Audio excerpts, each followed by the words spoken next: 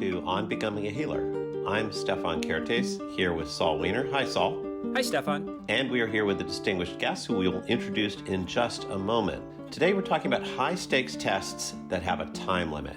High-stakes tests with time limits are a big part of getting into any profession, including medicine. Many of us have been through them. The question is whether to have time limits on these tests at all. And that's what we're going to be exploring. Saul, why are we looking at time limits on tests? So, Stefan, as you know, and some of our listeners know, I talked about this actually on a recent episode. I have a learning disability. And so time limits were kind of a major source of anxiety and challenge for me, starting at a very early age. And it became a much bigger issue as I approached wanting to be a doctor and going through that process. It's sort of interesting because I was actually in the first round of students who was eligible for extra time in, I think it was 1991, shortly after the ADA was passed. And I don't know if I might have been the first person. I was actually very privileged. I came from a family that was well educated, and I had a paper trail going back to second grade. And the NBME approved me for that. So this has been something on my mind for years. But it's also something I've been thinking about as a faculty member, currently on the promotions committee at my medical school, where we constantly see students who are struggling with the NBME exams, in particular USMLE Step 1, where they are trying to get extra time and often they hit a wall. They get denied that. And so we're actually going to be having two episodes on related topics. The one today, which I'm really looking forward to, and then we have another one coming up that's going to focus more specifically on the USMLE exam. It's interesting, Stefan. I'm not sure you'll identify with this because one of the things that I know about you is you don't have trouble taking these tests. No, I don't. And it's something I kind of envied. I mean, you and I have known each other a long time. It's something I've envied watching. And so I appreciate you're kind of taking the lead here in terms of hosting this, even though I know it's not something that you've had to deal with. Yeah, and I've always felt like I almost got a little bit of extra credit when I took multiple choice tests with time limits, almost as if I knew the same amount as somebody else. I also felt like I'd probably do a little better than them because I can sort of figure out what's going on in those tests. But let's turn to our distinguished guest. Dr. Morton Ann Gernsbacher is the Vilas Research Professor and the Sir Frederick C. Bartlett Professor of Psychology in the Department of Psychology at the University of Wisconsin-Madison, where she runs a lab that focuses on cognitive neuroscience with a focus on human communication and attention. Hi, Dr. Gernsbacher. Can I call you Morton? Yes, please. Thank you so much for coming on today. We reached out to you because of a paper you published in 2020 with two colleagues titled 4 Empirically Based Reasons Not to Administer Time-Limited Tests. And in this paper, you argue that time-limited tests are less valid, less reliable, less inclusive, and less equitable. And we are going to go through those one by one. But one thing I want to say up front is one of the shocking things in reading this paper is how unradical the idea becomes when it looks like evidence for these propositions has been around for about 100 years. So that's why we're so excited to talk to you. How did you get into this subject, Morton? Sure, thanks. And I'm excited to be here as well. Well, I will say that I was a good student in K through 12 and in college and in graduate school, but I never liked time-limited tests. They seemed to always put a little extra stress on me. And then when I began teaching I've actually had a first career teaching at the high school level, but when I began teaching at the college level, teaching introductory psychology with, as you know, many med students take, I really started scratching my head thinking, why am I doing to my students something that I really disliked doing myself? And so I learned how to teach down the pike. It took a few years to learn how to teach without having to administer time-limited tests. And so I haven't taught with time-limited tests for at least 15 or 20 years. But I have noticed that many of my colleagues still do. And in addition, along the way in my career, I also got very interested in disability and disability rights and disability advocacy and disability access, inclusion, and equity. And so background experiences coalesced for me to think about, let's get that literature out there. As you mentioned, some of the literature is over 100 years old, but a lot of people don't consult it. And that's what motivated. So you've given up on time limits Before we touch on your specific propositions, if we went back to, I don't know, the 1880s, do we know if there were time limits on tests in colleges or high schools at that time, or maybe we don't know? That's an interesting question. Some people speculate that the time limits arose perhaps not so much in college testing, but in other ability testing, things that are often called, IQ tests or intelligence tests or abilities tests. Much of the initial ability testing arose from wanting to measure recruits to our military services. And so you have 150 recruits in one room, and it's just much more convenient to have a start time and a stop time. And that it arose from that policy or that procedure. And my sense is that that's also pretty similar to what's happening on college campuses, is that you have a start time and a stop time. And so that the time limits are often more for administrative benefit than they are as a good assay of what it is that you're assessing.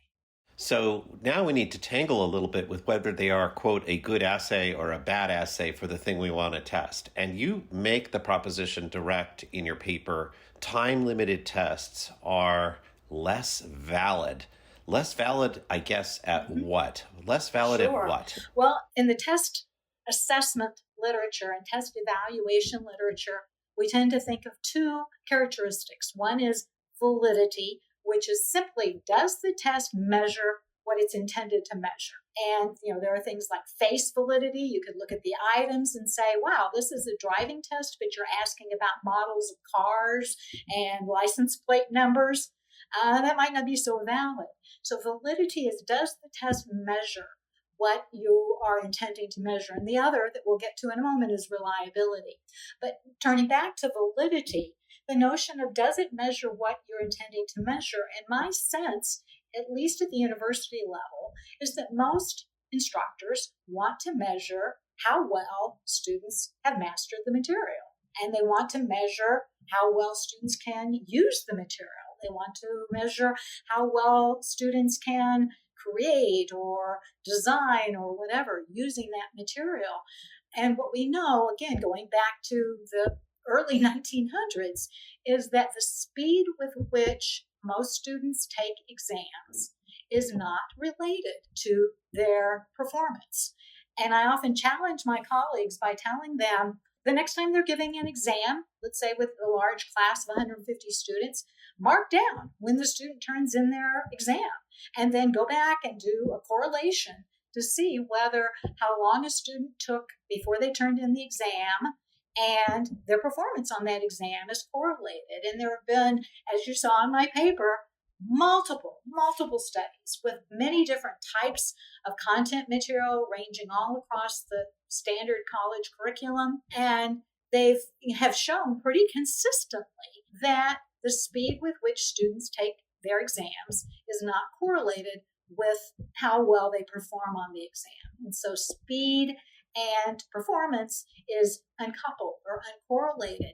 Therefore, if one is compressing the time, you're adding in additional variance that could, in some ways, contribute to a lower validity of the exam. I want to hear from Saul on this one.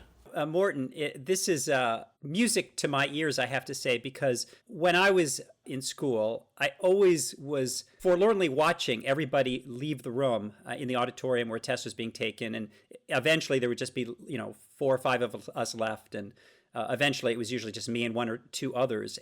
I just felt like I'm the idiot. I would say these guys who are leaving really soon, really quickly, who are marching out, they're so darn smart. The test was so easy for them. They probably got everything right, and that's why they're leaving. And, me, I'm struggling here, trying to figure out what's going on. I wish I was as smart as they were. And I think what you're telling me is that that's not necessarily the case. I may have still done better than them. In fact, there's no correlation. There's no evidence that because they marched out, half an hour before I did, that they did better than me. And that's such a revelation. Saul, I don't think you're alone in holding that opinion or that assumption. As I said, I think that many of my colleagues hold that assumption. I talk about it in the paper as being the assumption that the best students take tests the fastest.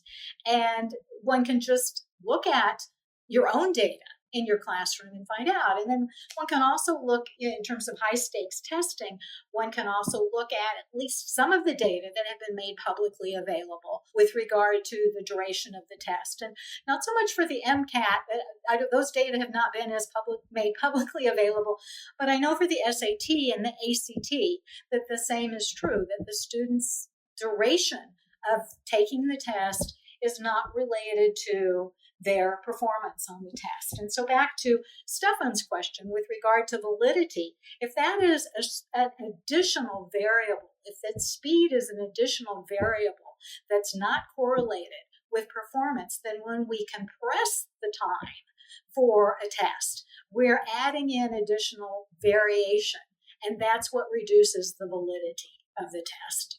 Yeah, I thought it was fascinating. You talked a little bit about the origin of the term mental retardation, which is now a widely recognized pejorative term. But certainly when I was younger, we would say, oh, this person is mentally retarded. And it was so fascinating to me to learn that concept, it's not only pejorative, but it's wrong. And you said the original definition in Merriam-Webster was, quote, an abnormal slowness of thought or action. And just this whole notion that is so deeply embedded in our culture that if you're slow at something, you can't be so bright. And it's just so fascinating how deeply ingrained that has become, even among educators. Exactly. And so again, it's an assumption that slow is not smart and that fast is smart. So I want to try something out here, which is that here, as you've set it up, there's two things that are separate. One is kind of understanding and intelligence or capacity to deal with a given subject versus speed of responding. And these are two things sitting in two different buckets. And when we impose a time limit, my guess is we impose an anxiety burden for a significant number of people. Is that fair to say? I think that is fair to say. I think it's also just, again, to uncouple those two issues, that it's not really even just in test taking. In my paper, I talk about pilots, that pilots' speed of responding is unrelated to their skill at piloting. Teachers' speed at assembling new material for their courses is not necessarily related to how well or how beneficial their materials can be. And there are multiple other domains in which that's the case. I want to offer an example of a situation where potentially anxiety and pressure are part of the job, and therefore one might make the argument that we want to test you under anxiety-provoking conditions. So a lot of our audience is people in medical training or medical education, and they may say, look, medicine is a high-stress job. People are called upon to make instantaneous decisions that might have life or death implications. And so, frankly, we're not really just interested in whether you've mastered anything. We want to know whether your mastery shows under conditions of anxiety and time limitations. If that is what they care about, is that then an argument for time-limited tests in medical education in particular? Well, I'll back up again to talk about those pilots. When I board a plane, I want to know that my airline pilot is competent. And one could say, I want to make sure that that airline pilot can operate rapidly under stressful conditions. But I also really want to make sure that that airline pilot can operate accurately under those stress conditions. Let me also just segue to say that undoubtedly there are tasks and challenges. Typing, for example. Typing is a good example where you do want someone who's both accurate and speedy. That you could be incredibly accurate, but only typing 20 words per minute, and you might not be hired as someone who's going to be a court reporter or a stenographer. And then conversely, you could be incredibly fast, but make a lot of errors. So there are tasks, individual tasks, in which getting to that really high sweet spot of high accuracy under very high pressure time conditions is important. But I think in terms of our career development, we need to think about, is that the modal case or is that only the occasional case that you are going to be under that super high pressure for time?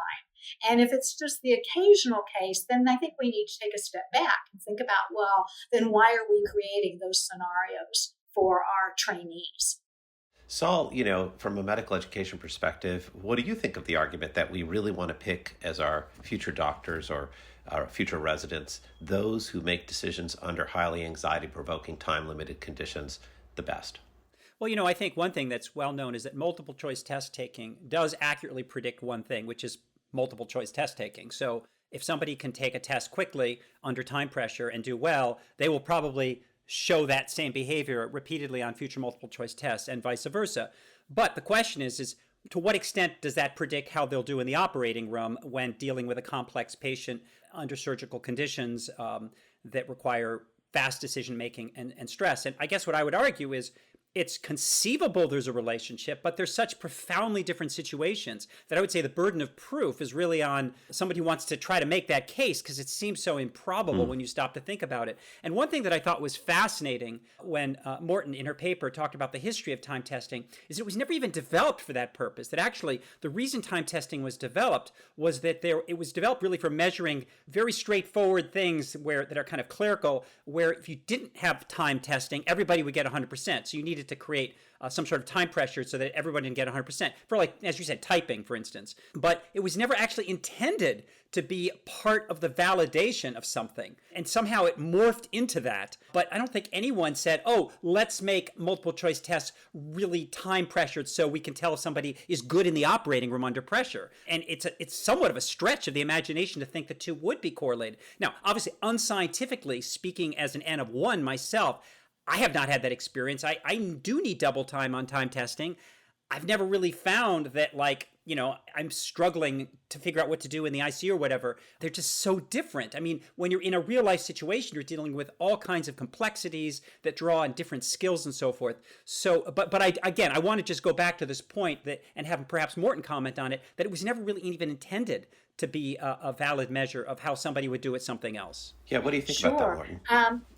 Saul is absolutely right and in fact, to this day, the best measures of ability, general ability, one of the tests that I talk about in my paper is the differential ability scale, which is a very widely used abilities measure, does not have timed components except for the more clerical component of it. And I've published research on a measure that's called the Raven's progressive matrices. And if you follow the IQ literature, that is considered really one of the purest measures of general intelligence. And I'm using air quotes here, so I don't want your listeners to think that I'm buying completely into those assumptions. But nonetheless, the Raven's progressive matrices, and it does not have any time limits. And in fact, the way that it is arranged is that the easiest items come first and the harder items come later. And the assumption is that the test person who's taking the test will stop at some point, not because they run out of time, but because the items have gotten more difficult and they can't complete them for that reason. And those measures are considered the best. We call them, and I talk about this in my paper, power tests, which is to measure someone's power, meaning their knowledge, their aptitude, their skills, rather than their speed. And most speeded tests, as you mentioned too, Stefan, are like typing tests, or I was reading in preparation for our podcast today about the motor control, because you might think, okay, well, what about motor control? Doesn't speed really help you there? And it also is a domain in which it's only to a limited extent. So in ballistic throwing, yes, speed's going to help you. But in terms of making judgment and decision making and assessing the situation, a bit like what Saul is talking about in the operating room or in the intensive care unit, speed does not help you that much. There was a paper that came out just a few months ago that used both human data and some simulations. And its upshot was that the easier the item, the more speed might matter, because it's a lot like typing tests or the like. But the more complex the item on the test, the more speed just doesn't matter. And I think that what you were describing, Stefan, in terms of complex medical situations, those are complex. I'll just mention one more thing, since we are still talking about validity, which is the most valid test of how well a medical student in training is going to do in a complex medical situation is to put them in that complex medical situation. Yeah, That's what we yes. mean by validity, and that these tests are just approximating that. I think that helps clarify that time limit introduces an additional thing that may distort from the measurement of what we care about. And I think that's helpful. I'd like to turn to the second proposition in your paper, which we may give slightly less attention as it seems potentially wonky. But anyone who develops surveys, tests, or measurements does think about reliability of that measurement. And you do mention that time-limited tests are less reliable. What is reliability for these purposes? So reliability is just kind of like what you would think about with a friend. A reliable friend is consistent. They show up when they're supposed to show up. They do what you ask or what they say that they're going to do. Reliability in terms of testing and even research more generally is consistency. And so a lot of the ways that people measure test reliability is that they often give the test multiple times and they see how well does each person score correlate across the multiple times in the university level. And then also I think for high stakes testing, another way that they measure reliability is what's called split half reliability. And they take a random half of the items and they see how well does this correlate with the other random half of the items. And the wonky part that I'll skip over that you mentioned, Stefan, is that when one does that, when speed has been a variable in the test, one gets an artificially increased or inflated assessment of reliability because you have that extra measure. You have that Stefan's going to do super well in a test that's crammed for time. Saul's not going to do so well in a test that's crammed for time. That looks like it's, dependable. It looks like it's reliable, but it's actually artificial because it's about people's ability to do well under the time pressure rather than about the test itself. Yeah, to me, that makes a lot of sense, actually. It's just an extra element that inflates the perception of the test reliability without reference to the thing we actually care about. Saul, do you want to comment on that at all, or should we? I just want to show comment on how much that applies to our medical students who are struggling with, say, the Step 1 exam for the National Board of Medical Examiners, the USMLE exam, because the ones who are not given accommodations, despite having a learning disability and requesting accommodations, will be forced to take the test under, quote, standard conditions, and they may not be able to pass. And they will often retake it and still not pass. And that'll just be, quote, confirmation that the test was, quote, reliable and that they, quote, don't know their stuff. When compared to other students who don't have that disability and who will pass it. And if you retested them, they would probably pass it again. And so, the people will misunderstand it and say, well, that first student clearly just they're not good enough. They don't know their stuff. But in fact, all you're showing, as Morton is saying, is that they can't show their stuff necessarily when they're not given the conditions they need to show their stuff. So it appears reliable, but it's artifactual. And in so doing, it's a grave disservice. And I think that's the point. Morton, does that make sense? Absolutely. I think you described that perfectly. So the next two topics potentially are related, but we'll see how it goes. The next thing you mentioned is that time-limited tests are less inclusive. What does inclusive mean here? What kind of inclusion are you concerned about? Sure. So as Saul just mentioned, with regard to students with documented disabilities who are, by law, allowed to have extended time on time-limited tests, on most university campuses, the way that that's handled is the students actually take their tests in a different room. And often, usually, at a different time. You have segregated the students who have legal mandate to extended time from the students who don't. And I know at my university, and I don't think we are unique in this regard at all, that even before, let's say a test is being announced for next Thursday, and the run up to next Thursday's test is all about what room the students who have the legal accommodation are going to go in, who's going to be there to proctor it, whether a student has time and a half or double time. And all of this is taking place completely separate, segregated from the rest of the students. And that's, to me, the heart and soul of lack of inclusion. And I'll just mention that one of the other things I talk about in the paper and that my research works on quite a bit is that in terms of who does have access for getting that legally mandated extended time. And we know that it's incredibly well tied to affluence. We know that one of the cocktail quizzes that I often share with my friends is, do you think there are more students at Harvard who have an extended time accommodation or more students at Poughkeepsie Community College? I just made up that name, by the way, who have an extended time accommodation. Most people would say, well, it probably is Poughkeepsie Community College, but it's just the opposite, that there are 4 to 6 times more students who have an extended time accommodation at the more elite, the more selective, the more affluent college and university than there are at the less elite, less affluent.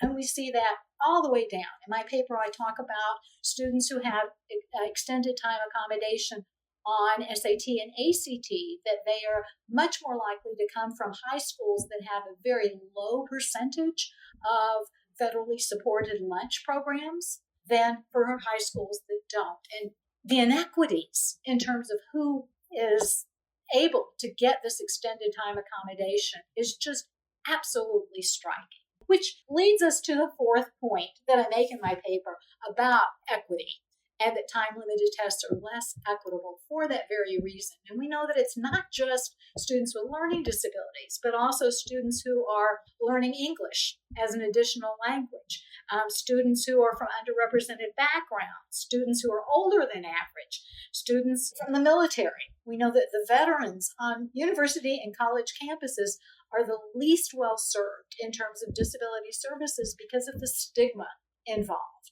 Yeah, no, well, I want to touch on stigma, but I want to highlight this paradox you've just raised, which is that the idea of accommodating disability is an effort toward inclusion or assuring that all have access to opportunities in society, that they are not held back or prevented from accessing those things, whether it's entering a building or taking a test to enter medical school. And I think the paradox here is that to get that specific accommodation for high stakes tests, it turns out that having money and wealth are actually key to the equation, and that we've come up with a system to award the accommodation not just based on who needs it, but based on who has money and wealth. Is that fair to say? And it seems quite paradoxical. Absolutely. And it is very driven by access and affluence. And it's also very driven, as you mentioned, about stigma, that there are cultures for whom identifying as a person with a disability is not a culturally acceptable thing to do. We see that with veterans. We see that with other cultures. And so it becomes this really, as you said, paradoxical phenomenon where disability accommodations should be a leveling phenomenon. It should be equating and leveling the playing field. But in many cases, it's accentuating the inequities because of stigma and also because of cost. I think most people don't realize, and Saul, it'll be interesting to find out if this was the case for you back when you were taking your boards, which is to get documentation of a disability, that's on the student and their family. And even the Government Accountability Office has reported that those numbers, this was about 5 years ago, so let's add some inflation, but that those numbers could range anywhere from $4,000 to $7,000 to get the assessment that would allow you to get the accommodation. Yeah. I actually was just talking to our Dean of Students recently, and I think they now hope that they have enough money available to pay for students who can't pay for the testing themselves. But this has been a chronic problem. I mean, we've seen students who desperately need this type of testing so that they can apply to the boards, to the National Board of Medical Examiners for accommodations. But either they don't have the money for it or in some cases they do, but there are long delays. Often there's a huge backup in getting tested, which is a whole problem. Another problem that's related to this, because these tests take sometimes half a day or a day to do, and testing centers that do this type of cognitive testing often are backed up and few and far between. There are all of these hurdles. And I've also had situations where I talk about my learning disability openly at orientation to the incoming medical students, and I always get some emails from students afterwards. And it's almost typical now that one or two will email me and say that, they come from a particular ethnic background where their parents are just unaccepting of the fact that they might have a learning disability. Just like, no, that's not you. And so they've just shunned it, which is where the stigma, it's been an internal stigma, and they felt like something's not right. And because of that, they have avoided getting testing, they've avoided getting extra time, and as a result, they struggle. So I think all of these are factors that you've named in your paper. When you talk about that, Saul, it does make me think about how so much debate and discussion about equity issues in medicine actually hinges on comparing the test scores of people accepted to residencies and not accepted to residencies, or accepted to medical school and not accepted to medical school. And all these discussions say, well, here's how we should look at the equity issue through the lens of that test. And what I'm hearing you say is that there could be a meaningful percentage of people, but a different percentage of people from one background than from another who are actually getting the accommodations that they might want based on wealth and support from their family. And that's going to completely distort the comparison even further, making this discussion rather untethered, actually. Yeah, and I think what Morton is saying, which I think is so elegant, and again, she's even saying that this has been known for generations, for decades, is just get rid of this whole testing time-limited thing, because it's causing all of this headache. It's making the test less valid. And if you got rid of it and just said anyone who wants extra time can have it, then problem goes away. And I think what's so interesting to me is there's so few things that are easy to fix. We have all of these problems that are intractable. And yet this is one that seems kind of easy to fix. Culturally, it's very hard to fix because everybody is hell-bent. People are just stuck with the idea that to do away with this would be so radical, and we wouldn't know if people are good or not, and so forth. But, if you look at this logically and based on the evidence, just get rid of time testing. And then also this whole business of gatekeeping, who gets the extra accommodations, who doesn't, just goes away. So I think that's what's so compelling about this discussion, is that it's one of the few things where there's actually an answer. So would you, Morton, would you recommend that high-stakes test organizations, potentially the National Board of Medical Examiners or other entities like that, go ahead and say, look, we are either taking off the time limits or we're doubling them if that's what you want? What would you suggest? Well, I'm not a medical professional, so I'm out of my zone here. But for my colleagues, this is what I recommend, is that they should test without time limits. And that if their only reason to test with time limits is their assumption that the best students take the test the fastest, collect the data and you'll see that that's wrong. If their assumption is that I have to do it this way because I only have, an hour and 15 minutes or the like, then we have another discussion about it. Do you really want an hour and 15 minute sample of behavior to be directing how well this student mastered the material over an entire semester of learning? So Morton, I'm going to push back on your disclaimer of, I'm not a medical professional, because what I think the point is, and correct me if I'm wrong, is you don't need to be a medical professional to say that these time limits are not making the test more valid. So I guess I'm pushing back on you on this, because I guess what I'm saying is if we leave it with the disclaimer, I'm not a medical professional, then people could say, well, yeah, she's not a medical professional, so maybe none of this applies to medicine. But I think what you're saying as an expert, as a psychologist, and what you know about this field is you don't have to be a pilot or a medical professional to say that time testing isn't going to improve measurement of that construct. And so I guess I want to ask you, do you really think you need to be a medical professional to make this argument or not? Well, I do tend to try to stay in my lane.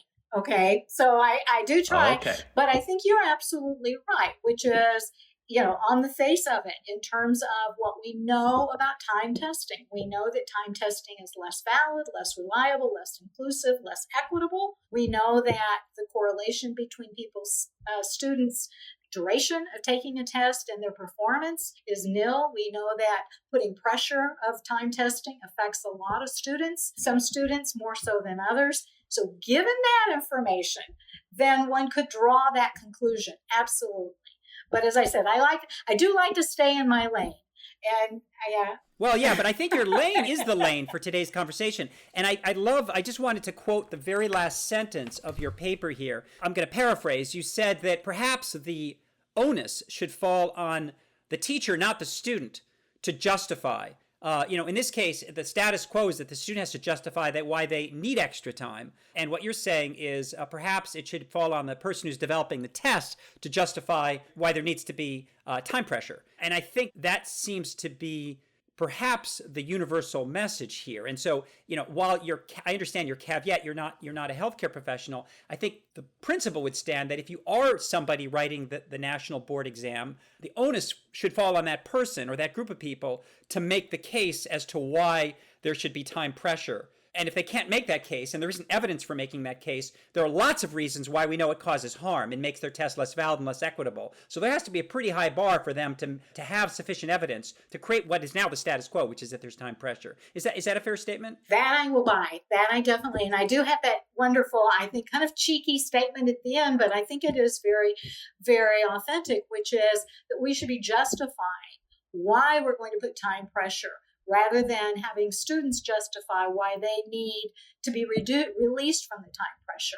And I just also wanted to mention two more things about the disability. One is also something I mentioned in my paper, which is there are quite a substantial body of data showing that when students do have the accommodation of extended time, they often don't use the entire amount of the extended time. And instead, what I think that the scenario is that they're saying, I just want less time pressure.